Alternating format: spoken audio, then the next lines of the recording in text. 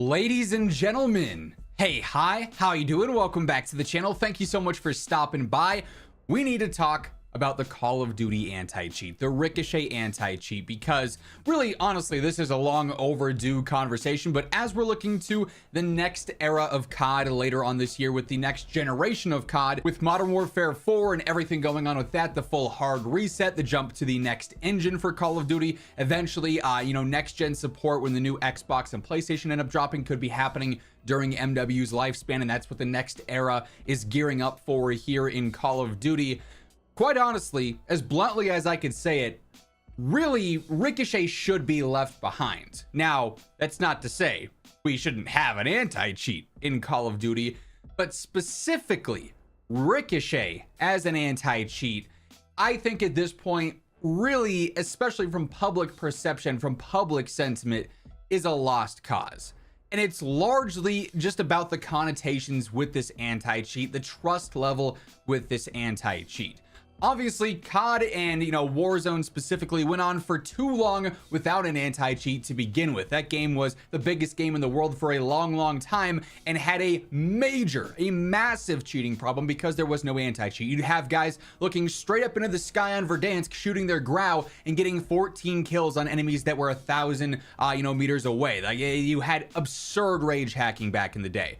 Then we finally got the Ricochet anti-cheat, and we saw, a noticeable difference in cheaters for a certain period in time. You started to see the mitigations where they'd take away cheaters' guns when they were confirmed. They'd make it so that they were doing marshmallow damage and do all sorts of stuff like that. Like, they'd troll the cheaters, then they'd ban them afterwards and use it as a means to collect information while they, were trolling them with the different mitigations. And that, is a viral way to deal with cheaters in a sense. It's obviously going to make for social media posts and whatnot, but at the same time, Ricochet was still a largely flawed anti-cheat even when it was first introduced, and this was all done in-house. It's Call of Duty's own anti-cheat, so they were doing it all themselves. And now we've seen years and years and years of the Ricochet anti-cheat existing and being updated and being upgraded and all sorts of tech being added to it.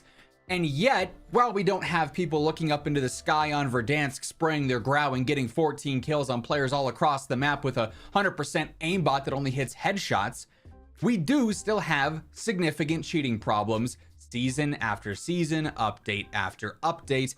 And when we've seen so many Ricochet blog posts, so many Ricochet update patch notes, so many Ricochet posts of, hey, we've banned 47,000 cheaters in the last month. We've shut down, 100 different cheat providers. And yet all of these cheating issues still persist.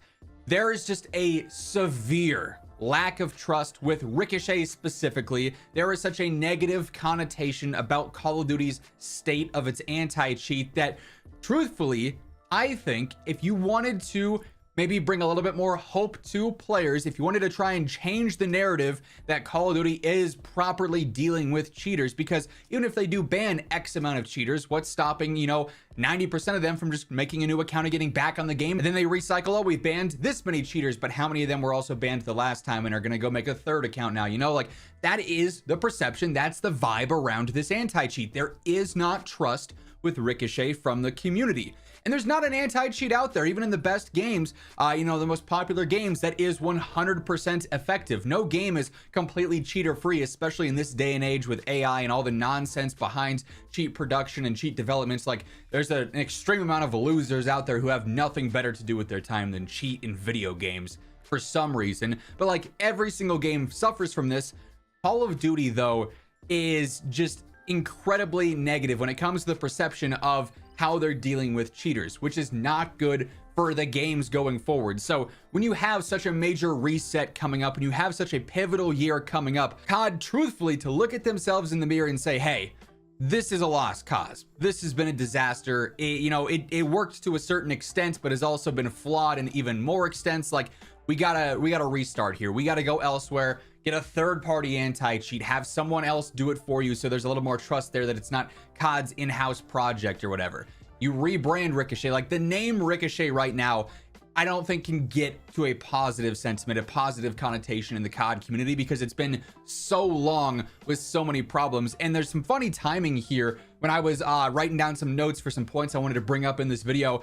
I actually came across a couple of tweets recently on my timeline. This first one from Parasite, obviously former pro player here, saying, guys, I know you're active. I wanted to put this out there because there needs to be some serious change here. He's talking to the Call of Duty community management account and the Ricochet accounts and everything. The anti-cheat, even with its current features, is inadequate. Exactly what I just said. There is some decent tech behind this, but like still, it's not doing a good enough job. It's doing a job, but it needs to be better for what Call of Duty is. It's one of the largest games on the planet. They have infinite funds to put behind this and invest in this, and it's just not good enough.